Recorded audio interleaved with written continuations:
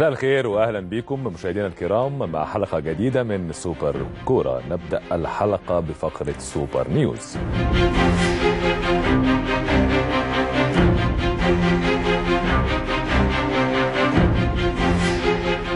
خلوني ابدا سوبر نيوز مع حضراتكم عن محمد يوسف المدير الفني للنادي الاهلي، حيث تم ابرام تعاقد رسمي معه لمده 3 أشهر تنتهي بنهايه مده المجلس الحالي، يعني مع بدايه شهر اغسطس، والمجلس قرر ان يترك الفرصه لمجلس الاداره القادم ان يختار ان يواصل يوسف مهمته كمدير فني او يختاروا مدير فني جديد.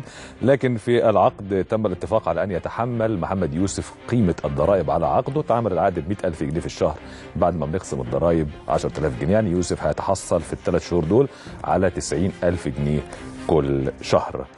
اتحاد الكرة بيدرس دلوقتي تعيين حسن شحاتة المدير الفني السابق للمنتخب الاول ليكون المدير الفني للاتحاد بعد الازمات المتلاحقه من وجهه نظر مجلس الاداره اللي تسبب فيها الدكتور عمرو ابو المجد.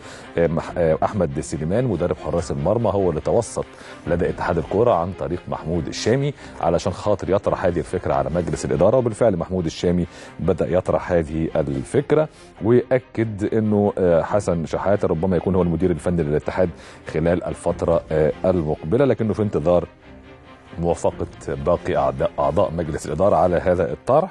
يأتي هذا الطرح بعد فشل تجربة حسن شحاتة وأحمد سليمان في فريق الألماني ميونخ 1860. انت عارفين حضراتكم انه اتقال انه تعينوا مستشارين واتعمل فيلم كبير كده ما عادوش كام يوم وتركوا هذه المهمة اللي كانت إعلامية أكثر منها عملية أو فنية. لكن أحمد سليمان النهارده اتخذ قرار بتعيينه مدرب حراس مرمى لفريق منتخب مصر للناشئين مواليد 97 عشان يرافق معتمد جمال اللي تم اختياره مدير فني لنفس هذا الفريق. الضرايب قالت للاسماعيلي بصراحه كده اما الدفع او استمرار الحجز على ارصده النادي في البنوك.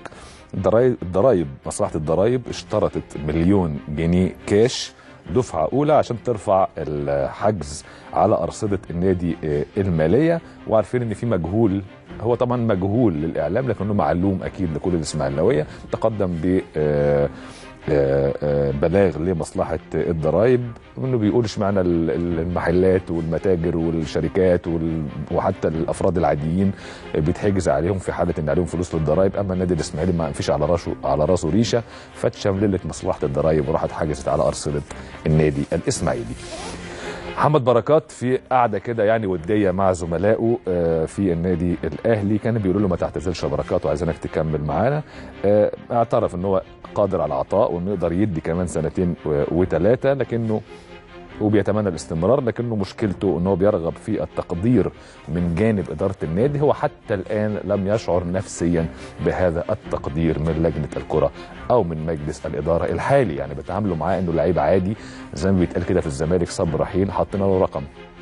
احمد جعفر حطينا له رقم، عاجبه مش عاجبه يمشي. ما ينفعش بركات تتعامل بنفس هذه الصوره، مش بس عشان مستواه دلوقتي ولكن على الاقل لتاريخه العريض والضخم مع النادي الاهلي.